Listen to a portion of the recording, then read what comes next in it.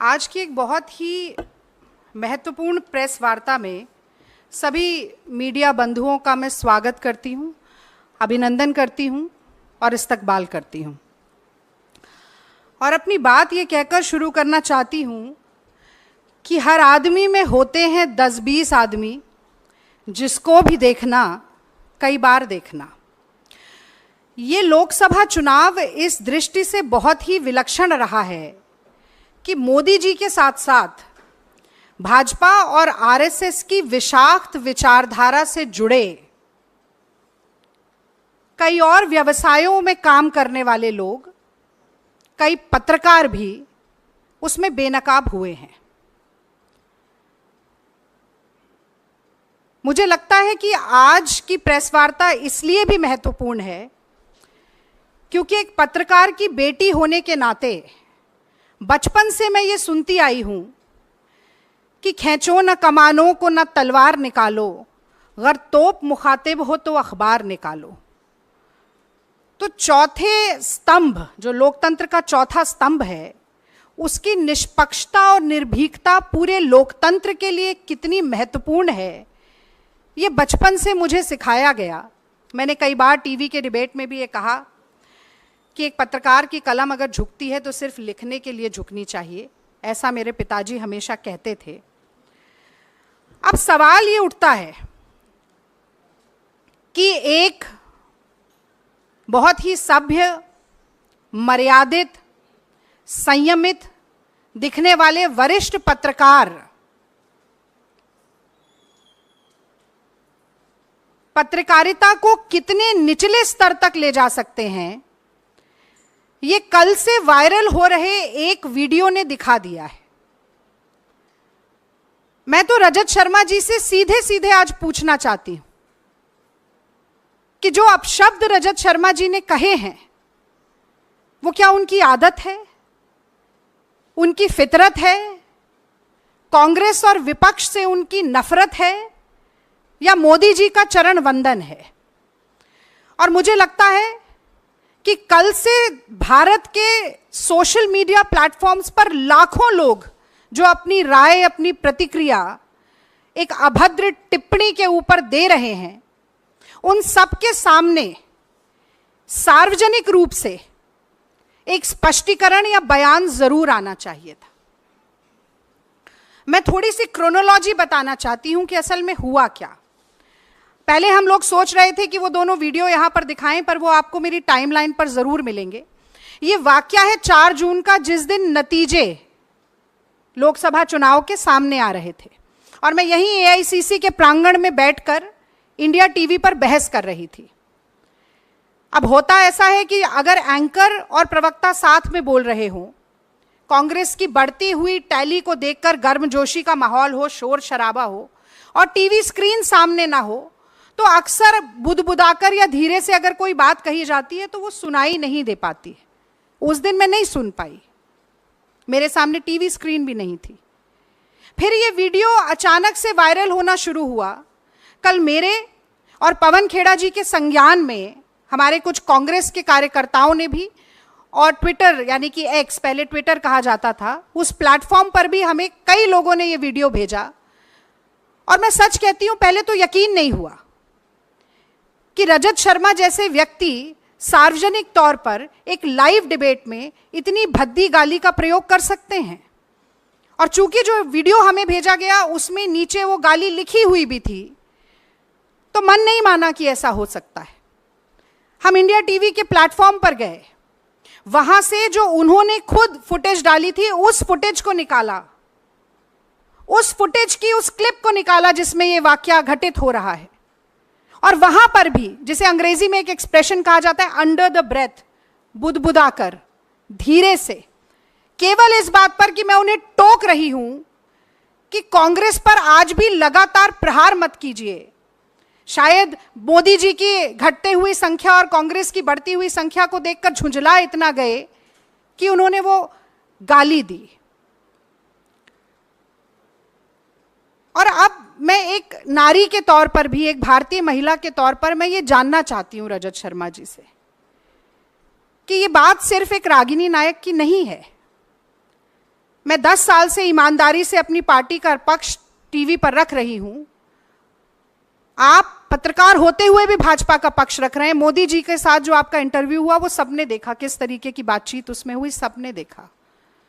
मेरे माँ बाप, मेरे बूढ़े सास ससुर, मेरे बच्चे, सब वो वीडियो देख रहे थे।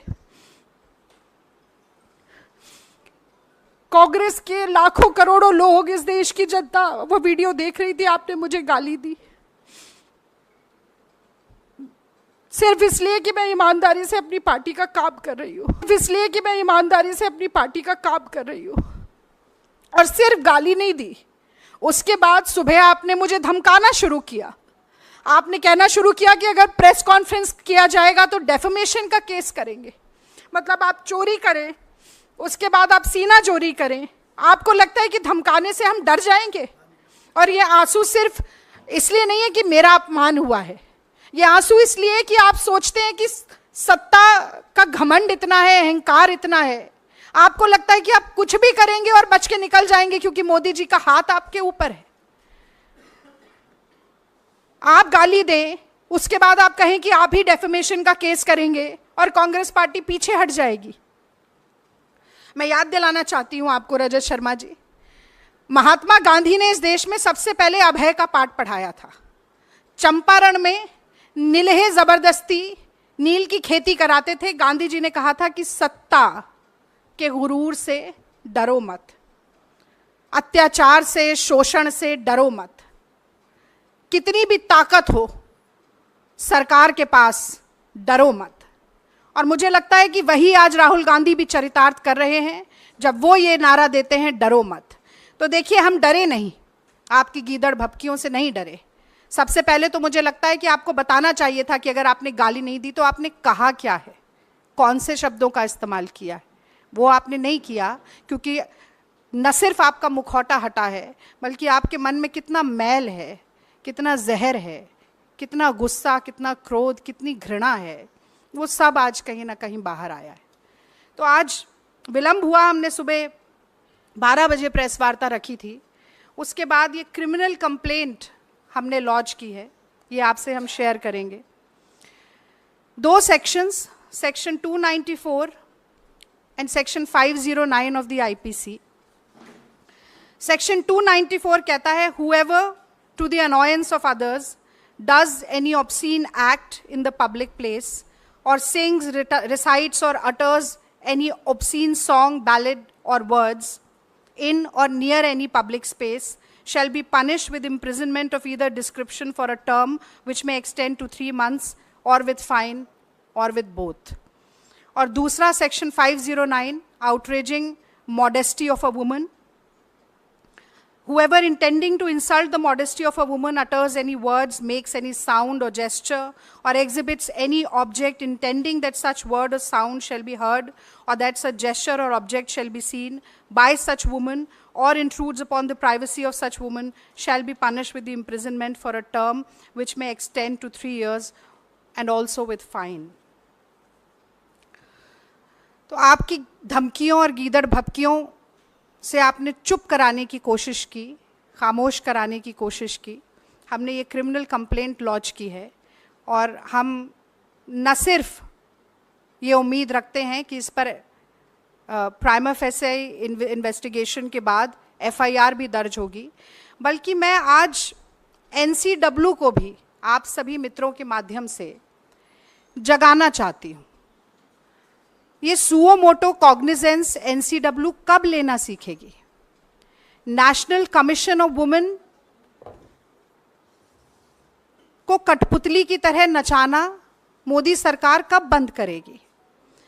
हमने पहलवान बेटियों की पीड़ा देखी, उनकी छाती पर लातें मारी गईं, उनको अपने मेडल सड़क पर छोड़ने पड़े, हर तरह का दुर्व्यवहार हुआ। तो मोदी जी से बहुत ज़्यादा अपेक्षा नहीं है, पर एक बार फिर आज गेंद उनके पाले में भी है कि कहीं ना कहीं नारी शक्ति की बात करना, नारी वंदन की बात करना, तमाम बड़े बड़े नारे देना नारियों से संबंधित, आज उन सभी का एक बड़ा फैसला, उनका सत्यापन करने का एक बड़ा फैसला वो ले सकते हैं। और मुझे लगता है कि आगे बढ़कर इस मसले पर बोलना चाहिए। और अंत में मैं ये बात जरूर कहना चाहती हूं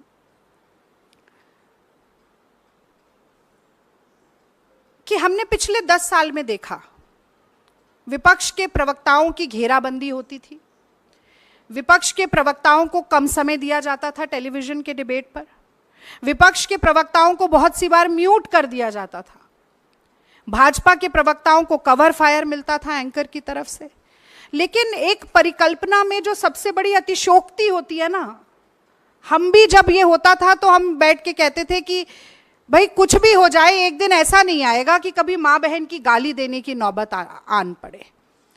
और मुझे लगता है कि उस भयावह परिकल्पना को चरितार्थ करने का काम, उसको यथार्थ में बदलने का काम जो रजत शर्मा जी ने किया है, अगर नैतिकता का एक अंश भी उनके मन में होता तो ये मुझे डेफेमेशन की धमकी देने के बजाय सार्वजनिक प्लेटफॉर्म पर, अब वो बहुत सारे एंकर्स से और भाजपा के ट्रोलर से और गाली दिलवा रहे हैं। आप जरा देखिएगा एक बार टाइमलाइन पे जाके, भद्दी से भद्दी गाली, खतरनाक से खतरनाक धमकी मुझे दी जा रही है। तो मुझे अपेक्षा ये थी कि वो आकर ये बात कहते, बताते, स्वीकारते और माफी मांग लेते, खत्म हो जाता कि मेरे मुंह से निकल गया, नहीं बोलना चाहिए था, या कम से कम ये बताते नहीं कहा तो क्या कहा।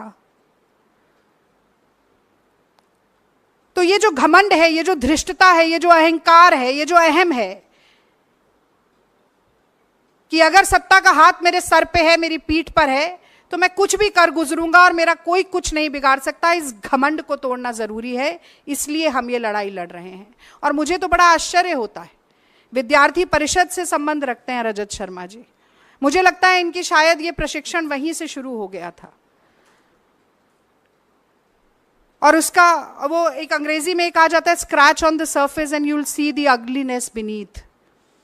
और वही कहीं देखने को मिला है, the perception, the pretence actually slipped. और अंदर के भीतर की कितनी कड़वी सच्चाई है वो एक बार एक झलक में निकल कर आ गई। तो एनसीडब्ल्यू इस बात का संज्ञान ले। प्रधानमंत्री नरेंद्र मोदी अगर इस देश की नारी शक्ति के प्रति लेश मात्र भी श्रद्धा रखते हैं, सम्मान रखते हैं मन में, तो इस बात का संज्ञान ले। और रजत शर्मा जी साफगोई के साथ आकर जो 2 सवाल मैंने पूछे कि आपने क्यों कहा, और अगर नहीं कहा तो क्या कहा, ये धमकियां देने के बजाय ये बात आकर बताएं, क्योंकि आपकी अदालत तो बहुत लंबे समय तक करते रहे, आज जनता की अदालत में वो खड़े हैं। और मुझे लगता है कि ये सिर्फ रागिनी नायक का अपमान नहीं है, ये पत्रकारिता पर एक बड़ा लांछन है। आज पत्रकार साथी अगर एकजुट होकर नहीं कहेंगे कि ये गलत है, नहीं होना चाहिए, तो आज एक रागिनी नायक के साथ हुआ है, कल किसी और के साथ होगा। किसी की भी माँ बहन बेटी के साथ अब गाली गलौज की नौबत आ जाएगी, लाइव डिबेट में, लाइव चैनल्स पर ऑन एयर गालियां बकी जाएंगी। और ये सिर्फ मेरी बात नहीं है, कहीं ना कहीं इस देश की सारी महिलाएं आज कह रही हैं, पत्रकार बंधुओं से कह रही हैं कि लाज राखो मेरे घूंघट पट की। और यही बात एक बहुत ही दुख भरे मन के साथ मैं आप लोगों से साझा करना चाहती थी इस प्रेस वार्ता के जरिए। यदि कोई भी सवाल आपके मन में है, आज इसी विषय पर बोलूंगी, तो जरूर मैं जवाब देना चाहती हूँ।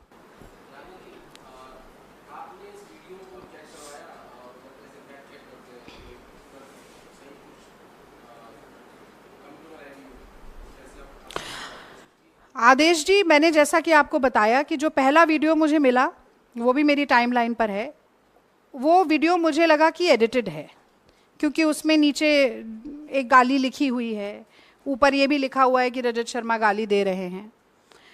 पर उसके बाद इंडिया टीवी ने जो लाइव शो अपने ही प्लेटफॉर्म पर शेयर किया, उसमें से वही फुटेज लेकर हमने वो सेक्शन, वो पार्ट, वो क्लिप आपको दिखाई है।